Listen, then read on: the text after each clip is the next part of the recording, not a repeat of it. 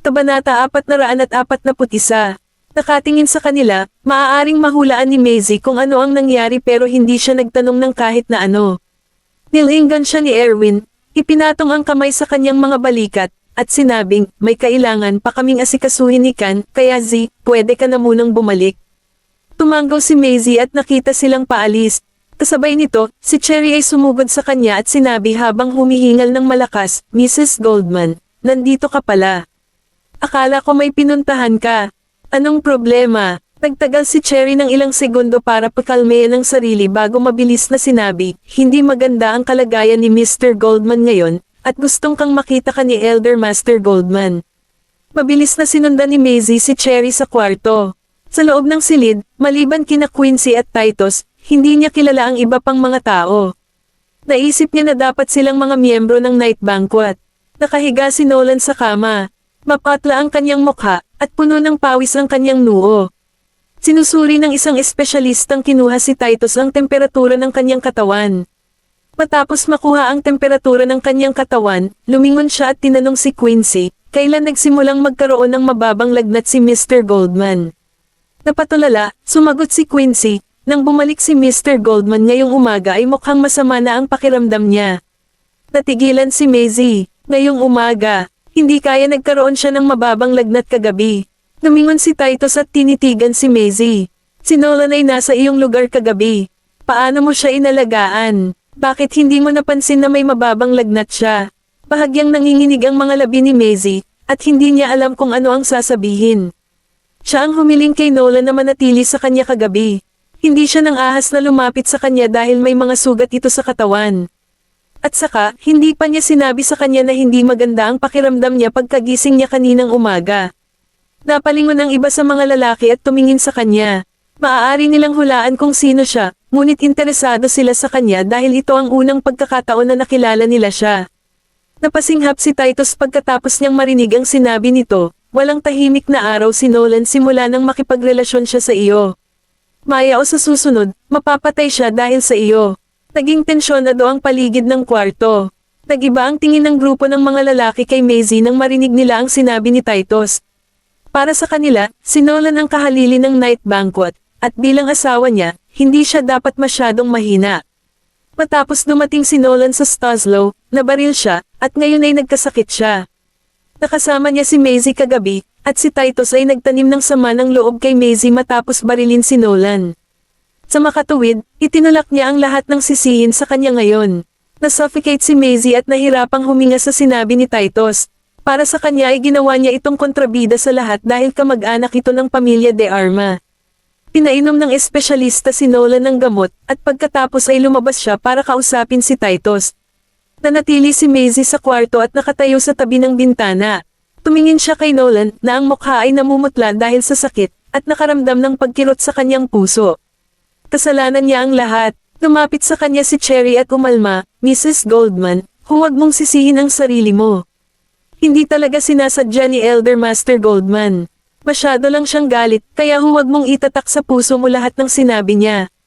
Pinilit ni Maisie ang mapait na ngiti sa kanyang mukha at sinabing, alam ko. Pero kasalanan ko naman talaga kung bakit hindi ko siya inaalagaan. Tanghali na nang nagising si Nolan. Nanginginig ang puso niya nang makitang natutulog si Maisie sa tabi ng kanyang kama. Iniunat niya ang kanyang mga braso para haplasan ang kanyang mukha. Nang maramdaman ni Maisie na may humahaplos sa kanyang mukha, inangat niya ang kanyang ulo at sinalubong ang tingin ni Nolan. Gising ka na, tumanggaw si Nolan. Bigla siyang nakaramdam ng pangangati sa kanyang lalamunan at tumalikod para umubo. Ikukuha kita ng tubig. Tumayo si Maisie at naglakad palayo. Maya-maya, bumalik siya na may dalang isang basong tubig. Kinuha ni Nolan ang tasa at ininom ito. Pagkatapos, gamaan ang pakiramdam niya, tinanong niya, narito ka ba sa buong panahon? Kabanata 442. Oo, ibinaba ni Maisie ang kanyang ulo at sumagot, I'm sorry. Hindi ko alam na may mababang lagnat ka pala. Inabot ni Nolan ang kamay niya sa likod ng malamig niyang kamay. May ngiti na sumili sa gilid ng labi niya habang sinasabi, ayokong mag-alala ka sa akin, kaya hindi ko sinabi sa iyo. Ako ang dapat mag-sorry, Zay. Kung tutusin, may tinatago itong sikreto sa kanya. Alam niyang nahawaan siya ng virus, at ngayon ay nasa infection period na siya. Makararanas siya ng mga sintomas tulad ng patuloy na mababang lagnat, hemoptysis, at pagkasira ng kalusugan. Mayroon na lamang siyang 3 hanggang 4 na taon upang mabuhay. Nang may gustong sabihin si Maisie, nagpakita si Titus. Nolan, gising ka na. Oo, tumanggaw siya. Sumulyap si Titus kay Maisie at nagutos, ikaw, lumabas ka. May sasabihin ako kay Nolan. Mariing idiniin ni Maisie ang kanyang mga labi at hindi umimik. Tumayo siya at lumabas, tumingin si Nolan sa kanyang figure, at dahan-daang umalis ang liwanag sa kanyang mga mata. Nang naiwan silang dalawa sa silid ay nagtanong si Titus, sabihin mo sa akin ng totoo. Ano ang nangyayari sa iyo? Sinabi ng espesyalista kay Titus na kakaiba ang kalagayan ni Nolan. Ang isang normal na taong may mababang lagnat ay gagaling pagkatapos nilang matulog at magpawis ng isang gabi. Gayunpaman, hindi ito ang parehong kaso kay Nolan. Pangalawang araw na iyon, ngunit hindi pa siya gumaling, at nag-aalala ang espesyalista. Hindi ito itatago ni Nolan kay Titus, kaya sinabi niya, nahawa ako ng virus. Nag-iba ang ekspresyon ni Titus matapos niyang marinig ang sinabi ni Nolan. Sana maging sikreto ito sa pagitan natin, Lolo. Huwag mong sasabihin kahit kanino, pati sa tatay ko, sa mga bata, at kay Z, malinaw na dagdag ni Nolan. Pumikit si Titus at huminga ng malalim. Pagkatapos, sinabi niya sa nagngangalit na mga ngipin, paano ka nahawahan? Pagkatapos ay diretsyong sumagot si Nolan, ang bala na tumama sa akin ay may virus. Bakit hindi mo kayang maging mas seryoso sa sarili mong buhay? Ikaw lang ang maaasahan namin sa Goldman. Inaasahan mo bang aasa tayo sa 3 maliliit na bata na iyon? Galit na sigaw ni Titus. Sina Wayland at Colton ay mga inapo ng mga Goldman, ngunit sila ay mga bata pa. Mawawalan ba sila ng ama sa murang edad? Naikuyom ng mahigpit ni Titus ang kanyang kamao at nagpatuloy. Alam mo bang walang gamot sa virus? Ang iyong lolo sa tuhod at lola sa tuhod ay namatay dahil sa virus, at ngayon sasabihin mo sa akin na ikaw ay nahawaan. Dapat talaga hindi kita pinayagan na makipagrelasyon kay Maisie. Kapag ang isang tao ay may malambot na bahagi, sila ay magiging mahina. Huminga siya ng malalim. Sure enough, may dahilan kung bakit ayaw pumayag ng tatay mo na ikaw ang manguna sa night banquet. Pareho kayong mag-ama. Hindi mahalaga kung si Natasha noon o si Maisie ngayon, sila ay, mga sandata, na magagamit ng ibang tao laban sa mga Goldman, at nagtagumpay sila. Dahil kay Maisie kaya nahawa si Nolan. Matagal na natahimik si Nolan at sinabing, maghahain ako ng diborsyo sa kanya. Natigilan si Titus. Sa gulat, tumingin siya sa kanya at sinabing, ano ang sinabi mo? Inangat ni Nolan ang kanyang ulo at malinaw na sinabi, ibibigay ko ang kalahati ng aking share sa ilalim ng aking pangalan sa mga bata at sa kanya. Pagkatapos kong mag-file ng divorce sa kanya, sabay naming palalakihin ang mga bata. Pagkatapos ng lahat, kahit na sila ay miyembro ng Goldman, sila ay kanyang mga anak, at siya ay may karapatang palakihin sila. Walang sinabi si Titus, walang sabi-sabing alam niya kung bakit gustong makipagdiborsyo ni Nolan kay Maisie. Matagal na nakatayo sa labas si Maisie. Hindi niya alam kung ano ang sinasabi ni Titus kay Nolan. Pagkaraan ng ilang sandali, bumukas ang pinto mula sa loob, at lumabas si Titus doon. Pwede ka nang pumasok. After that, umalis na siya. Medyo nagulat si Maisie na hindi na siya pinagalitan o pinuna ni Titus. Bumalik siya sa kwarto. Nakatingin si Nolan sa labas sa bintana na may malasalaming mga mata. Hindi niya alam kung ano ang nasa isip nito, ngunit mukha siyang mahina. Ito ang unang pagkakataon na nakita niya si Nolan sa ganoong kainang kalagayan. Para siyang napakagandang porselana na mabibiyak sa sandaling hawakan.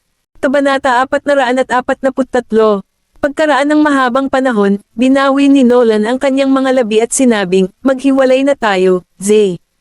Natigilan si Maisie, at saglit na nablangko ang utak.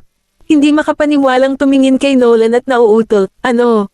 Ano ang sinabi mo? Inikat ni Nolan ang kanyang ulo at tumingin sa kanya. Walang emosyon sa kanyang mga mata at inulit niyang sinabi, maghiwalay na tayo. Diborsyo. Pakiramdam ni Maisie ay parang may tumusok sa kanyang puso. Hindi niya inaasahan na isang araw ay gugustuhin ni Nolan na makipaghiwalay sa kanya, kinagat niya ang ibabang labi at sinubukang pakalmeyan ang sarili.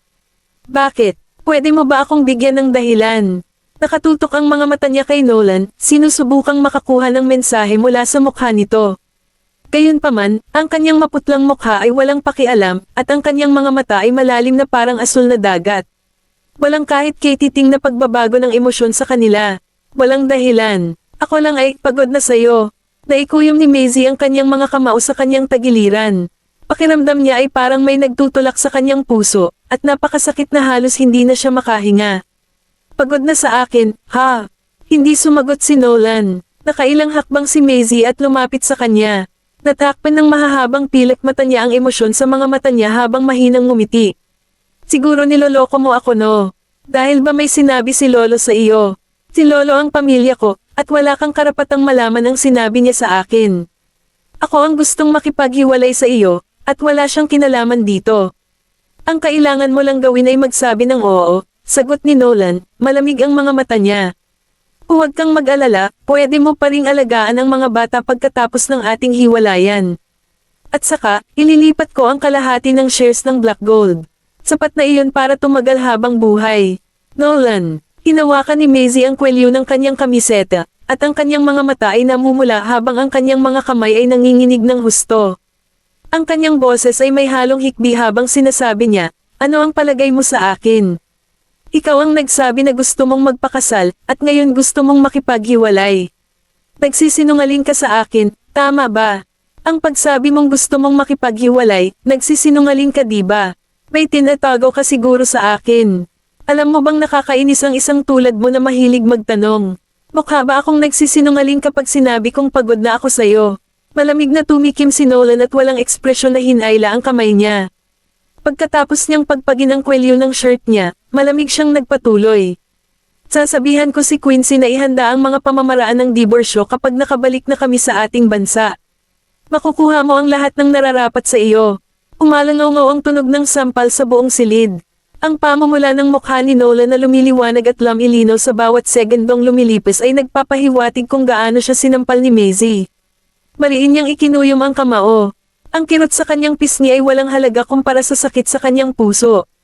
Namumula ang mga mata ni Maisie sa paligid ng gilid, at ang mga luha ay nakalawit sa gilid ng kanyang mga mata. Gayunpaman, pilit niyang pinipigilan ang mga luha at sinabing, Nolan, siguradong hindi ka nag-iisip ng maayos ngayon dahil may mababang lagnat ka. Hindi ako papayag na makipaghiwalay sa iyo. Huwag mo nang isipin iyon. Pagkatapos noon, tumalikod siya at lumabas ng kwarto, padabog na isinara ang pinto. Hindi na napigilan ni Nolan ang sarili at bigla na lang siyang umubo. Ilang patak ng dugo ang bumagsak sa snow white bedsheet, at nang buksan niya ang kanyang palad, maliban sa ilang patak ng dugo, mayroon ding malalalim na marka na dulot ng kanyang mga daliri. Hindi lang si Maisie ang nakadama ng sakit.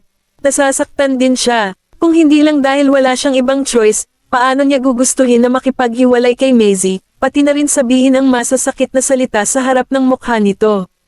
Paano niya siya pinakawalan? Patawarin mo ako. Isang patak ng luha ang bumagsak sa likod ng kanyang kamay.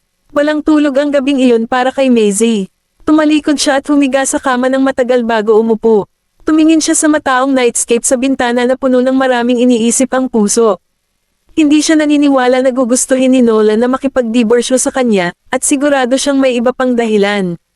Nang dumating si Maisie sa silid ni Nolan kinabukasan, nakita niya ang isang kasambahay na naglilinis ng silid. Pwede ko bang malaman kung nasaan ang bisitang nananatili rito? Tanong ni Maisie sa kasambahay. Nag-check out siya mula sa silid kaninang umaga, sagot ng kasambahay. Kabanata 444. Gumiti si Maisie at nagpasalamat sa kasambahay. Pagkatapos noon, bumalik siya sa sarili niyang kwarto, kung saan nag-iimpake si Cherry ng mga gamit niya. Tinanong niya, tawagan mo si Quincy at tanungin mo siya kung nasaan si Nolan. Natigilan si Cherry. Sa sinabi nito, inilabas pa rin niya ang kanyang telepono at tinawagan. Hindi alam ni Maisie ang sinabi sa kanya ni Quincy, ngunit tila nagulat si Cherry. Akala ko ba hapon ang flight mo? May sinabi si Quincy at ibinaba ang tawag. Napalingon si Cherry at tulalang sinabi, si Mr. Goldman at ang iba pa ay nakabalik na sa bansa. Nang dumilim ang mukha ni Maisie, maingat na tinanong ni Cherry, anong nangyayari sa inyo ni Mr. Goldman? May nangyari ba kahapon? Naalala ni Cherry na galit si Maisie pagkalabas ng kwarto ni Nolan. Hindi man lang siya nakapaghapunan. Tinanong niya si Quincy tungkol dito, ngunit tumanggi si Quincy na sabihin sa kanya ang anuman. Gusto niyang makipaghiwalay sa akin. Divorce. Lumapit si Cherry sa kanya. Gusto ni Mr. Goldman na makipagdiborsyo sa iyo. Sigurado ka bang hindi siya nagbibiro? Pati si Cherry ay nakaramdam na nagbibiro si Nolan. Walang sabi-sabi na ganoon din ang naisip ni Maisie. Gayunpaman, binago ni Nolan ang kanyang flight nang hindi sinasabi sa kanya upang maiwasan siya. Hindi kaya, gusto niya talagang makipaghiwalay. Pagod na ba talaga siya sa akin? Sa eroplano, nang binubuklan ni Maisie ang pahayagan, nakita niya ang balita tungkol sa isang doktor at ilang nurse na binaril sa ospital. Ang ospital ay ang pinagdalhan kay Nolan. Laking gulat niya nang makita niya ang balita. Ngayon lang niya nakita ang liwanag kung bakit sinabi ni Erwin sa kanya na hindi masyadong mapayapa sa Stanslow nitong mga nakaraang araw. Ito kaya ang parehong grupo ng mga tao. Pero bakit nila pinatay ang mga nurse at doktor? Tanong ni Maisie sa loob-loob. Gabi na nang makarating sila sa airport ng Slakova. Hindi na bumalik si Maisie sa Blue Bay Villa o sa Goldman Mansion. Sa halip, bumalik siya sa Vanderbilt Manor. Naghahanda na si Stephen para matulog. Nang marinig niyang may kumakatok sa pinto ay bumaba siya at binuksan ang pinto. Natigilan siya saglit nang makita niyang nakatayo sa labas ng pinto si Maisie, bitbit ang malita nito. "Si, ikaw." Tiyakap siya ni Maisie, pinutol siya. "Dad, nakabalik na po ako." Natulala na naman si Stephen. Gayunpaman, naramdaman niyang medyo nasa ilalim ng panahon si Maisie, kaya hinaplos niya ang ulo nito at mahinang nagtanong, "Sige. So, may nangyari ba?" Umiling si Maisie at nakangiting sumagot, "Ayos lang ako, miss na miss lang kita." "Tatay, pwede ba akong matulog sa inyong lugar ngayong gabi?" Napatingin si Stephen kay Cherry, na nakatayo sa labas ng pinto. Magalang na bumati sa kanya ni Cherry, at tumanggaw naman ito. After that, sabi niya kay Maisie, "This is your home, so of course, I won't say no if you want to sleep here." Kinuha ni Maisie ang kanyang malita at umakyat sa itaas. Samantala, nakatanggap ng text message si Cherry. "Tinanong ako ni Mr. Goldman kung nasaan tayo." Sumagot si Cherry, bumalik na si Mrs. Goldman sa Vanderbilt Mansion. "Quincy, can you tell me why Mr. Goldman wants to get a divorce with her?" Pagkaraan ng ilang sandali, sumagot si Quincy, "Huwag kang magtanong. Hindi ito isang bagay na dapat mong malaman. Gusto ni Mr. Goldman na manatili ka sa tabi ni Miss Vanderbilt. Mula ngayon, magtatrabaho ka na kay Miss Vanderbilt. Kung ano mang mangyari sa kanya, tandaan man na iulat sa akin." Sa silid, kinukuha ni Maisie ang kanyang mga damit mula sa kanyang malita. Lumabas si Stephen sa labas ng kwarto at tumingin sa kanya. "Sigurado ka bang walang nangyari, Z?" Natigilan si Maisie. Lumingon siya para salubungin ang tingin nito at sinabing, "Wala. Walang nangyari. Kung walang nangyari, bakit ka bumalik dito pagkabalik mo galing sa ibang bansa? Nakipag-away ka ba kay Mr. Goldman?" Napabuntong hininga si Stephen. "Kayong mga kabataan." "Tay," pinutol siya ni Maisie. "Ano ang masasabi mo kung makipagdiborsyo ako kay Nolan?" Natigilan si Stephen. "Diborsyo." Pilit nang umiti si Maisie at nagpatuloy. "Gusto niyang makipag-divorce sa akin, pero sabi ko hindi. Walang paraan na maalis niya ako sa buhay na ito." Hindi na umimik si Stephen matapos niyang marinig ang sinabi ni Maisie. Naisip niya na hindi siya dapat makisali sa pagitan ng relasyon nila Maisie at Nolan. At saka, kitang-kita niya na in love talaga ang anak niya sa lalaking iyon. Kabanata 445. Gayunpaman, sa parehong oras, hindi nais ni Stephen na makuha ng kanyang anak ang maikling dulo ng stick. Bago siya umalis, sinabi niya, "Z, hindi mo naman kailangan laging unahin ang ibang tao. Kahit na makipagdiborsyo ka sa kanya, ito ang palaging magiging tahanan mo, at ang pinto ng Vanderbilts ay palaging bukas para sa iyo."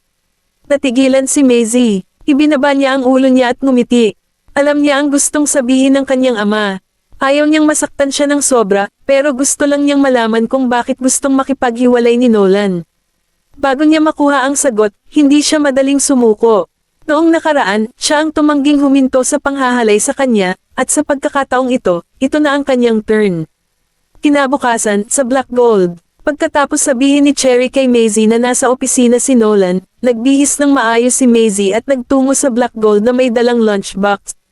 Natigilan si Quincy nang lumabas siya ng opisina at nakita niya ang maganda at matikas na babae na naglalakad papunta sa direksyon niya. "Miss Vanderbilt ka." Alam niyang si Maisie ay isang kagandahan, ngunit bihira itong maglagay ng anumang pampaganda mula nang magsimula siya ng isang relasyon kay Nolan. Kaya naman, bahagyang nagulat siya nang makita siya sa kanyang full makeup.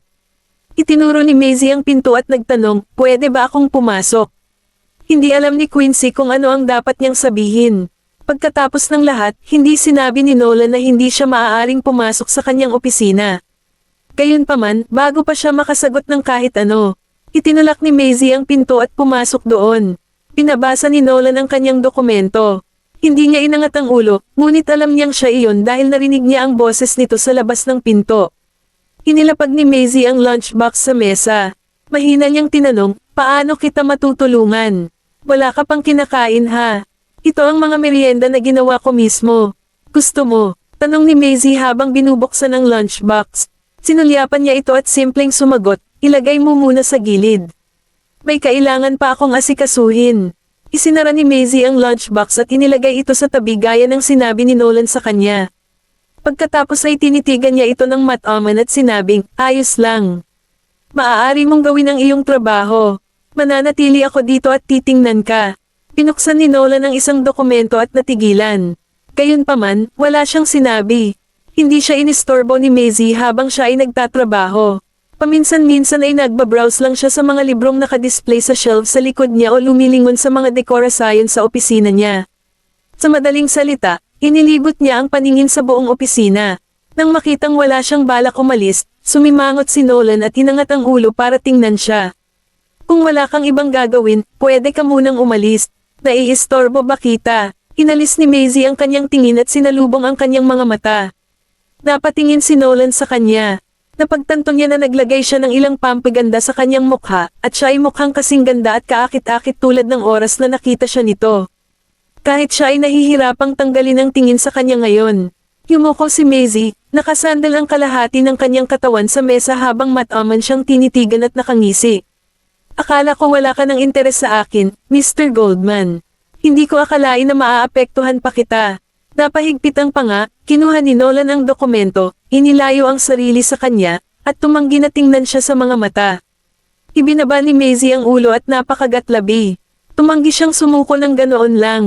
Dahil dito, tumayo siya at naglakad palapit sa kanya. Kinuha niya ang kanyang dokumento, at bago magawa ni Nolan ang anumang bagay, umupo siya sa kandanggan nito at ipinulupot ang kanyang mga braso sa leeg nito. Malumanay at nakakaakit ang kanyang boses habang sinasabi niya, Nolan, huwag na tayong maghiwalay, okay? Hindi sumagot si Nolan. Kahit nakaupo siya sa kandanggan niya, wala siyang nararamdaman. Well, hindi naman totoo na wala siyang nararamdaman para sa kanya, pero pilit niyang pinigilan ang lahat ng nararamdaman niya para dito. Napatingin si Maisie sa labi niya. Nang akmang hahalikan na niya ito, biglang iniliko ang ulo, hinawakan ang mga braso niya, at hinayla siya palayo sa kanya. Nagulat si Maisie. Pagkatapos, sinabi niya ng walang ekspresyon ang mukha, ang larong badger ay hindi palaging gumagana sa mga lalaki, lalo na kapag ang lalaki ay wala ng interes sa'yo. Di na interesado. Nakatayo si Maisie na naninigas sa kinatatayuan. Kinuyam niya ng mahigpit ang kamao, at pagkaraan ng mahabang panahon, napangiti siya. Sigurado ka ba dyan? Pag-angat ng kanyang ulo, tumingin si Nolan sa kanya at pinaikit ang kanyang mga mata. Bakit hindi mo subukan? Tingnan natin kung gumagana pa ba sa akin ang alindog mo o hindi na, aniya. Kabanata 446. Muling hinalikan ni Maisie ang kanyang malamig na labi, kumapit sa kanyang katawan, at inaakit siya ng banayad na mga pahiwatig. Akala niya ay magagawa niya ito ngunit hindi nagtagal ay napagtanto niyang mali siya.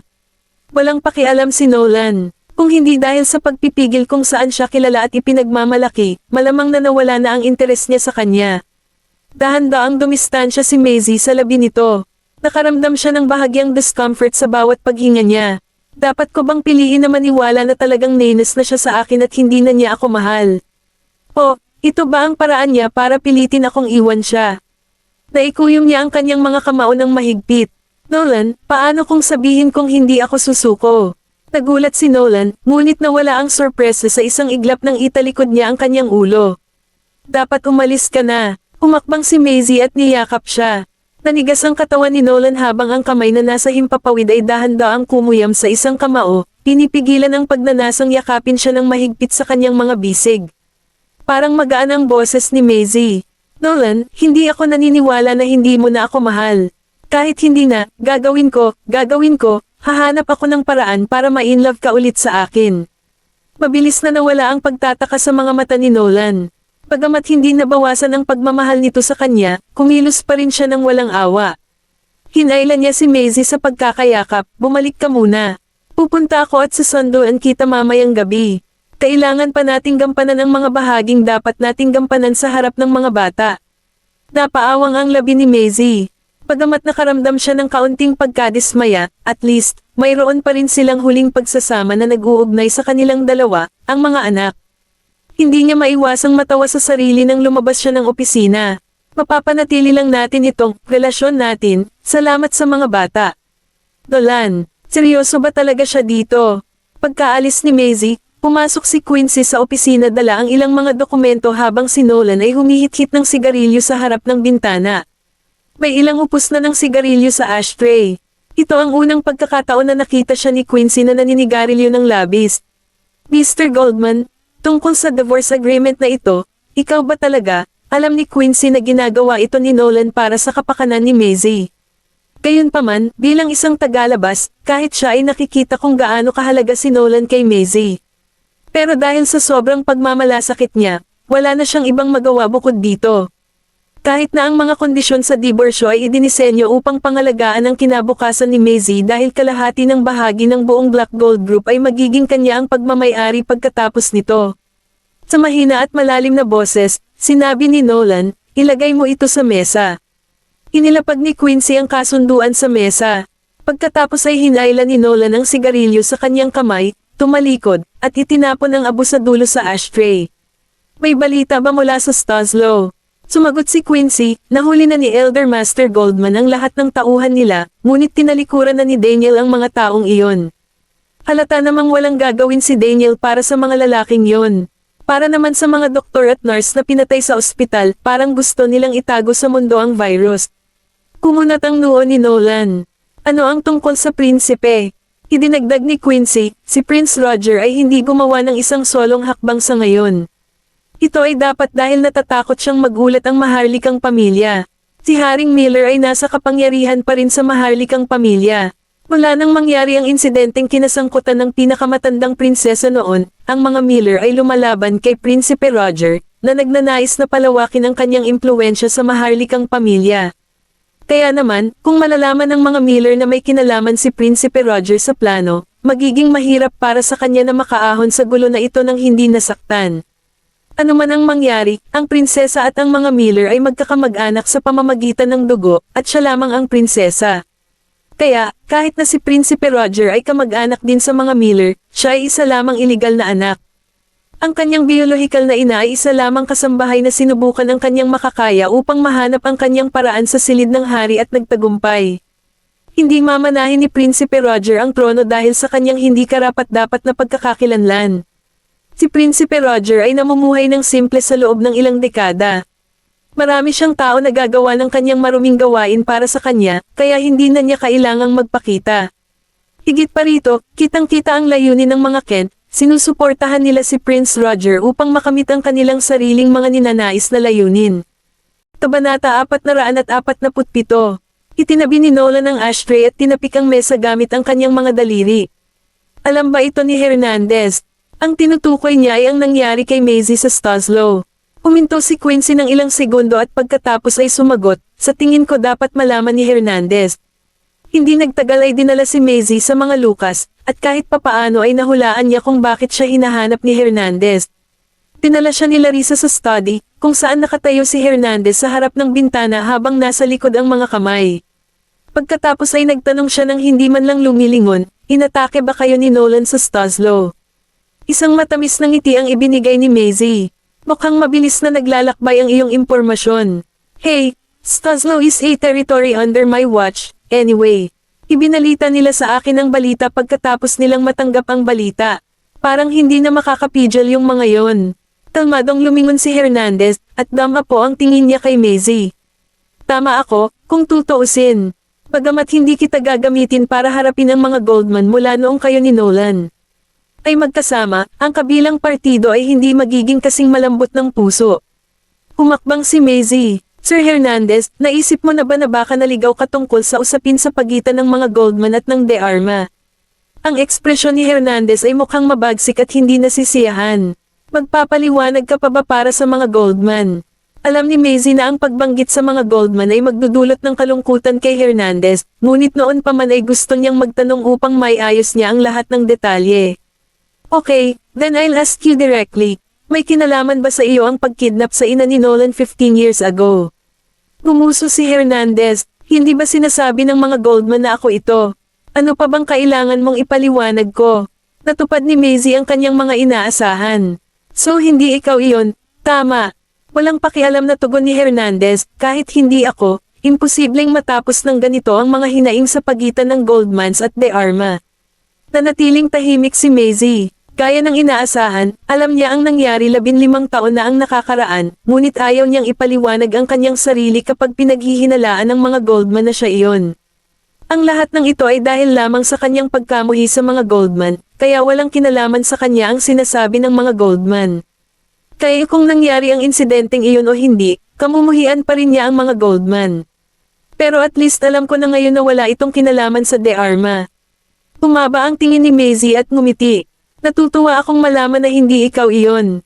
Huminto sandali si Hernandez at naging seryoso ang kanyang ekspresyon. Payuhan ko kayong umalis sa Goldman. Ngayong alam na ng mga taong iyon na asawa ka ni Nolan, hindi ka na nila papakawalan ng ganito kadali. Hindi ko siya iiwan. Hindi ako makakatayo dito sa harap mo ngayon kung hindi ako pinrotektahan ni Nolan noon. Umiling si Maisie. Hindi ako aalis kahit sino pa man ang sumubok na kumbansihin ako, kahit na gusto akong hiwalayan ni Nolan. Ikaw, Lolo, ito ang unang pagkakataon na tinawag kita ng ganito. Natigilan si Larissa, at maging si Hernandez ay nagulat dahil ito ang unang pagkakataon na handang tawagin ni Maisie ang kanyang lolo sa ganoong katagal. Hindi na rin kasing tigas ang ugali ni Maisie tulad ng dati. Alam kong galit ka sa mga Goldman, ngunit marahil ang ilan sa mga insidente ay talagang walang kinalaman sa mga Goldman. Wala silang kinalaman sa ilang mga insidente. Hinampis ni Hernandez ang mesa at malakas na tinanong siya, kung gayon, nawalan ba ako ng paa ng walang kabuluhan? Dapat pinutol ng lolo sa tuhod ni Nolan ang isang paa mo noong hinulikan niya kung talagang gusto niyang gawin iyon.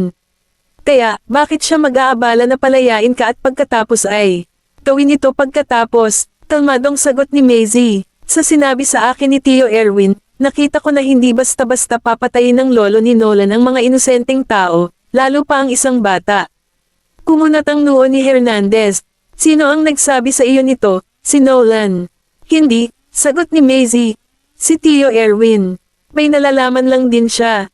Sino ang sinabi mo? Erwin. Halatang gulat na gulat si Hernandez. Paano mo siya nakilala? Kabanata 448. Napahinto si Maisie ng ilang segundo bago idinagdag, kilala siya ng nanay ko. Sinabi rin niya sa akin na namatay ang nanay ko dahil sa sleeper virus. Tinakpan ni Larissa ang bibig niya. Halatang gulat na gulat siya. Natigilan si Hernandez sa kinatatayuan, ngunit sa isang iglap ay nagbago ang kanyang ekspresyon. Hiniling ni Hernandez kay Larissa na ilabas si Maisie habang patuloy itong nananatili sa tahimik na silid. Walang nakakaalam kung ano ang iniisip niya. Ang tanging malinaw sa iba ay lalo pang lumalalim ang ekspresyon niya habang lumilipis ang panahon. Umaba si Larissa kasama si Maisie at nagtanong out of the blue, Maisie, totoo ba ang sinabi mo? Ang nanay mo talaga. Oo, hindi magsisinungaling sa akin si Tio Erwin. Alam ni Maisie na hindi magsisinungaling sa kanya si Erwin tungkol sa dahilan ng pagkamatay ng kanyang ina, ngunit hindi pa rin niya maiwasang mag-alala kay Hernandez nang maisip niya ang pagbabago ng ekspresyon nito mula kanina. Tita, maaari mo bang sabihin sa akin kung bakit nagbago ang ekspresyon ni Lolo nang marinig niya ang tungkol sa virus? Tinawag ni Maisie si Larissa bilang kanyang tiyahin, na nagpaga ng loob ni Larissa. She then reluctantly replied after a while, hindi ko alam. Talagang hindi alam ng lolo mo na ang nanay mo ay nahawaan. Hindi ko rin alam ang tungkol doon. Hindi nakakagulat na umalis siya kasama si Strix. Ngayon naiintindihan ko na kung bakit sasabihin ni Marina na si Strix lang ang makakapagligtas sa kanya noon. Gayunpaman, hindi pa rin siya nailigtas ni Strix sa huli. Napuno ng kawalan at kalungkutan ang mga mata ni Larissa habang sinasabi niya kay Maisie, alam kong walang lunas sa virus. Kahit na kayang kontrolin ng mga gamot na binuo ni Strix ang mga side effect nito, nabuo lang ang kondisyon ni Marina noong 1 taon na pagkatapos ng epidemya. Biglang huminto si Larissa, Tita, ano pong nangyayari sa inyo? Biglang nag-alala si Maisie nang mapansin niyang unti-unting namutla ang mukha ni Larissa. Napatingin si Larissa sa kanya. Ang incubation period ng virus ay 1 taon, ibig sabihin, ang iyong ina ay nahawaan na noong taong nagsimula ang epidemya. Hindi, imposible iyon. Bahagyang natarante si Maisie. Bakit mo sasabihin iyan? Ipinaliwanag sa kanya ni Larissa, ang epidemya mula 30 taon na ang nakakaraan ay pumutok lamang pagkatapos ng unang pakikipag-ugnay. Ang pinagmulan daw ng impeksyon ay may kaugnayan sa water reservation tank ng isang hotel, ngunit ang iyong ina ay hindi pumunta sa hotel na iyon sa oras na iyon. Bukod dito, ang mga taong nahawaan ng virus ay hindi naiiba sa sinumang ordinaryong tao. Kailangan nilang mamuhay ng normal sa panahon ng pagpapapisa ng itlog. Ang virus ay hindi kumakalat sa pamamagitan ng hangin ngunit sa pamamagitan lamang ng direktang pakikipag-ugnay. Ito ay tulad ng bakterya na nakakabit sa ibabaw ng isang bagay. Mahahawa ka lang kapag nakipag-ugnayan ka sa item na iyon. Gayunpaman, ang iyong ina ay palaging nananatili sa mansyon ng De Arma at hindi kailanman nakipag-ugnayan sa sinumang lalaki bago nakilala si Strix, kaya paano siya nahawa? Sa pagbabalik, naiisip ni Maisie ang mga sinabi ni Larissa. Obvious naman na sobrang kakaiba ang virus infection ni nanay. Parang gawa ng tao ang nangyari, sabi nga ni Tio Erwin. Ngayong napag-isipan ko na, ang impeksyon sa virus ay hindi isang natural na sakuna kundi isang hindi nakikitang, armas, na pumapatay ng mga tao. Sa oras na ito, nakatanggap siya ng isang text message sa kanyang telepono. Ito ay mula kay Nolan. Ang patay na tahimik na kapaligiran sa loob ng sasakyan ay labis na hindi komportable kay Maisie. Halos walang masabi si Nolan at hindi siya nagkusa na magsimula ng pag-uusap. Gusto man niyang basagin ang awkward na kapaligiran, hindi niya alam kung ano ang sasabihin. Napatingin si Quincy sa rearview mirror. Bilang isang outsider, hindi pa rin niya maiwasang hindi maging komportable nang makita niya ito. Si Mr. Goldman ay nahawahan ng virus dahil sa sabuatan ng mga gustong sugpuin ng tuluyan ng mga Goldman. Kung hindi hihiwalayan ni Mr. Goldman si Miss Vanderbilt ngayon, hindi niya ito mapoprotektahan dahil sa kanyang kalagayan ngayon. Maaalis lang ni Miss Vanderbilt ang kanyang relasyon sa mga Goldman kapag hiwalay na sila. Maiiwasan din niya ang kanyang sarili sa lahat ng kaguluhang ito kapag nakilala siya ng mga De Armas bilang isa sa mga miyembro ng kanilang pamilya pagkatapos nito. Kung tutusin, sa kapangyarihan at impluwensyang taglay ni Hernandez sa Stoslow, hindi siya mahihirapang protektahan si Maisie. Ang mga taong iyon ay nagkaroon lamang ng lakas ng loob na ilagay ang kanilang mga daliri kay Maisie sa Stoslow dahil wala si Hernandez. Not to mention that they'd have a chance to win the De Arma over if something was happened to Maisie back then. Kabanata 449. Umigpit ang pagkakahawak na nabuo ng magkasalubong na mga daliri ni Maisie nang lumingon siya kay Nolan, na wala sa sarili sa sandaling iyon. Paano mo pinaplano na ipaliwanag sa mga bata na tayo ay maghihiwalay? Bahagyang nanlamig ang katawan ni Nolan, at nanlabo ang kanyang tingin. Pag-uusapan natin yan pagdating ng panahon. Kahit na ang mga bata ay galit sa akin o sisihin ako. Saglit siyang tinitigan ni Maisie at saka bumagal ang pagsasalita. Wala na bang ibang paraan para makaalis dito? Dapat ba tayong maghiwalay? Wala siyang sinabi. Naikuyom ni Maisie ang kanyang mga kamay sa mga kamao. At least, ipaalam mo sa akin ang dahilan kung bakit mo gustong makipaghiwalay. Sumimangot si Nolan at naiinip na sinabi, nasabi ko na sa iyo ang lahat ng kailangan kong sabihin. Sure enough, wala akong makuhang sagot mula sa kanya. Panunuyan ni Maisie, dahil gusto niya akong hiwalayan pero tumanggi siyang bigyan ako ng dahilan, kaya hindi ako papayag sa hiwalayan. Nasulyapan ni Nolan ang pagkabigo sa kanyang mukha, at ang mga nakatagong emosyon na lumabas mula sa ang lalim ng kanyang mga mata ay nagpatigas sa kanyang mukha. Siguro nasasaktan siya sa kaibuturan niya. Pero nasasaktan din ako. Tuwang-tuwa ang tatlong bata, alam nilang nakabalik na ang kanilang mga magulang. Dahil na rin siguro sa matagal na panahon, mas naging attached ang tatlong bata kay Maisie. Umupo si Daisy sa mga bisig ni Maisie at sinabi sa kanyang maganda at basang mga mata, Mami, pwede ba tayong pumunta sa lugar ni Lolo para makita si Reddy? Gusto talaga naming makita si Reddy. Si Colton ay kumakain ng potato chips. Well, gusto ko talagang kumain ng banana loaf ni Lolo. Isinara ni Wei Ayon ang librong binabasa niya at sinulyapan siya. Ikaw lang ang nakakaalam kung ano at paano kumain. Pagkatapos ay sumagot si Colton, Wei Ayon, isang pagpapala ang makakain. Walang magawang tumingin si Maisie sa kanila. Sige, ihahatid ka ni Mommy sa kinaroroonan ni Lolo bukas. Mommy, hindi ka ba busy? Tanong ni Wei ayon. Nagulat si Maisie at nagkataon na nakasalubong niya ang tingin ni Nolan, kaya iniwas niya ang tingin at tumingin kay Wei ayon. Hindi ako busy lately. Mayroon akong Uncle Kennedy na tutulong sa akin sa kumpanya. Kung ganoon ay busy si Daddy. Nilingan ni Daisy si Nolan. Bahagyang nanliit ang mga mata ni Nolan, at binuksan niya ang mata niya. Manipis na labi. Hindi rin ako busy. Sinulyapan lang siya ni Maisie. Kung gusto rin niyang gumugol ng mas maraming oras sa mga bata, maaari ko bang ibigay sa kanya ang ideya ng diborsyo sa panahong ito? Ang mga bata ay nagpapakita ng higit na pagpayag na bumalik sa mansyon ng Goldman mula nang itaboy si Rowena sa mansyon ng Goldman, at ito ang unang pagkakataon na nanatili doon si Maisie pagkatapos ng medyo mahabang panahon. Kinagabihan, humiga si Maisie sa kama, gamit ang kanyang cellphone upang maghanap ng solusyon para hikayatin si Nolan mula sa ideya ng paghingi ng diborsyo sa internet.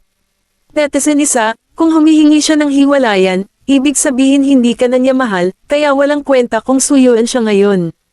Netizen dalawa, bakit mo siya susuyuin? Plano mo bang dilaan ang kanyang bote sa susunod? Ang kailangan mong gawin ngayon ay sipin siya sa buhay mo. Mas mabuting humanap ka ng ibang asawa. Netizen tatlo, kung humihingi ng hiwalayan ang asawa mo, malamang dahil naisip niya na hindi ka kaakit-akit, o inilihim niya ang pagkakaroon ng homewrecker. Kaya, dapat kang mag-ingat sa kanya. Napahiga si Maisie sa kama sa kawalan ng pag-asa. Sa halip na magkaroon ng homewrecker si Nolan, mas gugustuhin kong maniwala na ako iyon. Baka naging ako, hindi kaakit-akit kay Nolan. Iniisip kong gaano siya kawalang interes habang nasa opisina sila, medyo pinanghinaan siya ng loob. Pinuksan ni Nolan ang pinto, pumasok sa silid, nakita si Maisie na nakahiga sa kama at nag-scroll sa kanyang telepono, at ang kanyang ekspresyon ay nanigas.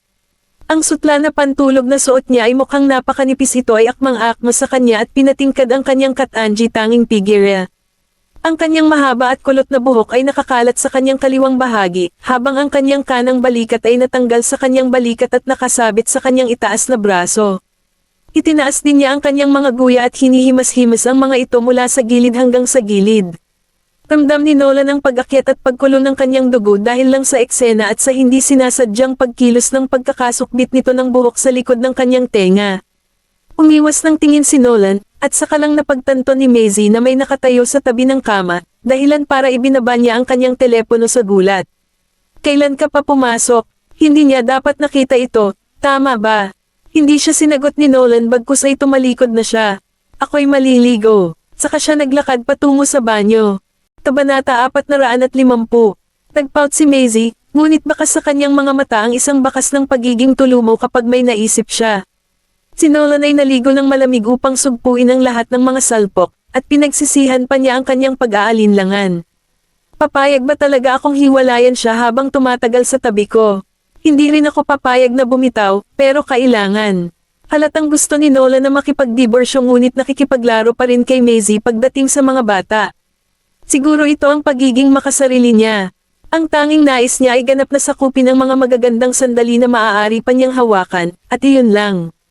Lumabas ng banyo si Nolan, at ang eksenang nasa harapan niya ay muling nagpasiklab sa apoy na ngayon lang niya nagawang sugpuin habang nasa loob siya ng banyo, na muntik nang makabasag sa kanya. Si Maisie ay nakahiga sa kama habang ang isang kamay ay nakasandal sa gilid ng kanyang ulo, ngunit ang poster na ito ay lubhang nakakabighani at nakakalasing. Kahit sinong ordinaryong tao ay mababaliw kapag nakita niya ito, lalo pa si Nolan. Matigas na inilayo ni Nolan ang kanyang mukha at nagngangalit ang kanyang mga ngipin. Maisie Vanderbilt, alam mo ba ang ginagawa mo? Diba sabi mo hindi na ako kaakit-akit sa'yo?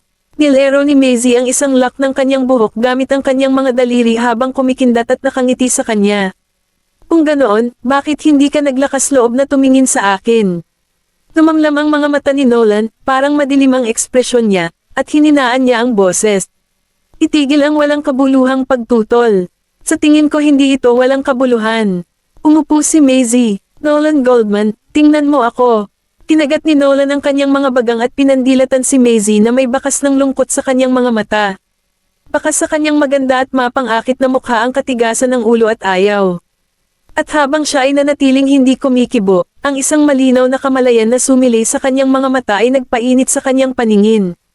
Hindi napigilan ni Maisie na tanungin ang kanyang sarili mula sa kaibuturan ng kanyang puso. Walang kahihiyang nakatayo ako sa kanyang harapan, hubot-hubad, ngunit nagagawa niyang panatilihing tuwid ang mukha, kaya ibig sabihin ba ay hindi na talaga ako kaakit-akit sa siya na?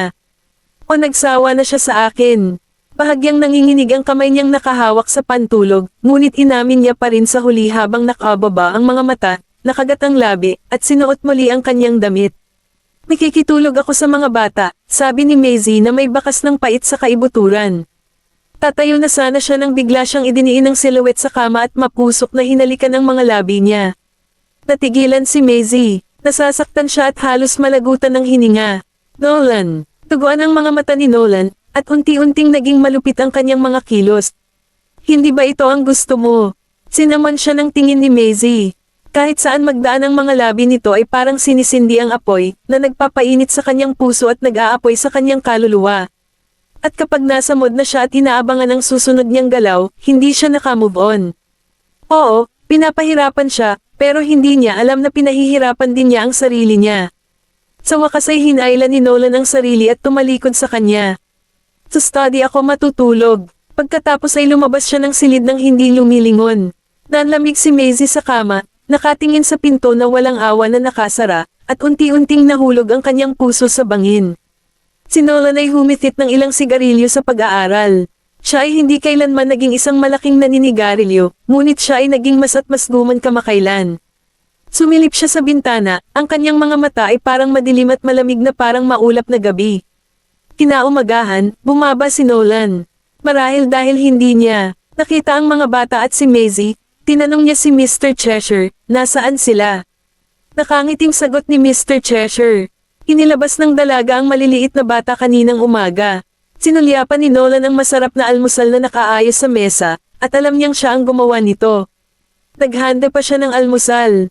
Tumaas ang sulok ng kanyang mga labi habang nagbibigay ng hindi mahahalata ng ngiti ng maisip ito. Sa Vanderbilt Manor, naghahabulan at nakikipaglaro kay Reddy ang tatlong bata, at napuno ng tawanan ng bakuran. Halo-halo ang nararamdaman ni Stephen habang tinitingnan ang eksenang ito.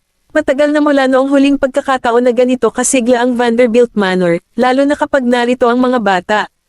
May pumasok sa isip niya out of the blue, at tumingin siya kay Maisie, na-resolve na ba ang usapin ninyo ni Mr. Goldman?